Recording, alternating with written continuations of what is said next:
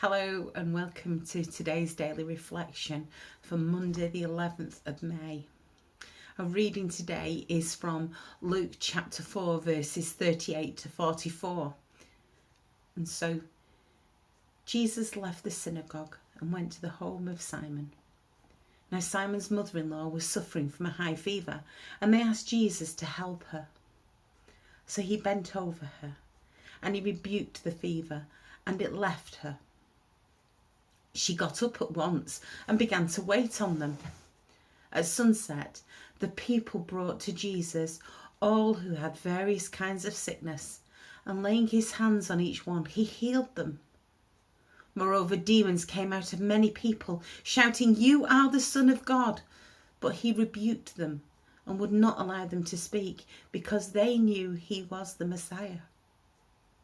At daybreak, Jesus went to a solitary place. The people were looking for him, and when they came to where he was, they tried to keep him from leaving them. But he said, "I must proclaim the good news of the kingdom of God to the other towns also, because that is why I was sent." And he kept on preaching in the synagogues of Judea.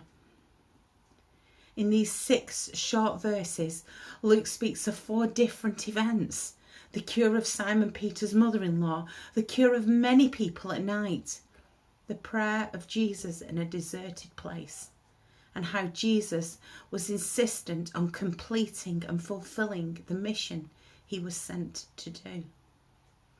Now, rather than trying to address all 4 in such a short time, I want to focus on Jesus finding somewhere to pray and how continuing the mission that he was sent by God to do. Many people think that Jesus was always working when he was here on earth, but Jesus knew the importance of taking time out. To stop and take a break was just as important as carrying on with the task at hand. Prayer is a way that we connect with God, and for Jesus it was the way that he could remain united to his Father. While we can pray anywhere and at any time and at any place, there is always the importance, and a crucial importance, to find a time away from distractions. And so Jesus retreats away from the crowds and finds a place away from everyone, a place that's described as lonely. Now, we often think of lonely as being a person who's sad, maybe, because they have no friends or no company around them. But for a place to be described as lonely, it's because it's unfrequented or it's remote. And some of my favourite places in this country could be described as lonely, because when I'm there, I can escape from people, from distractions, from the hustle and bustle of daily life. And so I imagine for Jesus to escape from the crowds was really important. But it would have also been hard, because we're told repeatedly in the Gospels that Jesus finds a deserted place, somewhere to be alone with God. While Jesus was longing for the quiet and the solitude, the crowds around were treated a bit like a game of hide and seek, and you can almost hear them crying, "Coming ready or not, here we come."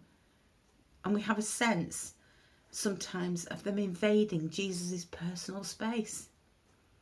But in this passage, we're told that Jesus had found that place. We're not told that Jesus was actually praying, so it could just be that he needed to take time out, to chill out with God, his Father, to listen to him, because listening is just as important as talking to God. Through prayer and spending time with God, Jesus maintains an awareness and doesn't lose sight of his mission. And so when the crowd finally found him and they plead for him not to leave, Jesus says no. Because Jesus is clear about his mission. He isn't willing to stop and just stay where he is, but he states clearly that there's more work to be done.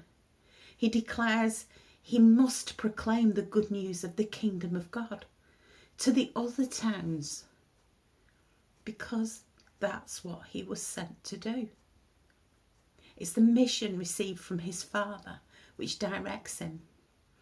And that's what guides him and encourages him when he has to make a decision. I've been sent for this. And in these few words, Jesus sums up what we shouldn't ever lose sight for either. The thing that God has called us to do. So do you create or find time to spend with God alone, away from distractions? It doesn't have to be for hours on end. Sometimes a soak in the bath or a walk with the dog is enough. It's all we can find time for. Sometimes it just needs us to make that time. If you're struggling to find out what God has in store for your life, then ask him to reveal it. If you think you know what God is calling you to do already, then keep checking in with him. Keep checking. Keep spending time with God. If Jesus needed to do it, so do we. And Jesus had a clear awareness of what his mission was. As a Christian, I'm conscious that I have a mission that God has called me to do. And my mission is something that only I can do. Your mission is something only you can do. It doesn't matter what that mission is. It's yours and it's from God. Time to just be with God is not something we do just because we are weak or we don't feel strong or we struggle. It's something that gives us strength even when times are good. Romans 8:26 says, "The Spirit will help us in our weakness." Relying on God isn't something that's ever failed me or I've ever been disappointed in. If anything, it's made me stand in awe of God's amazing love, of his power and of his might. So take time today to stop, to breathe, to listen and hear what God has in store for you in your life. Amen.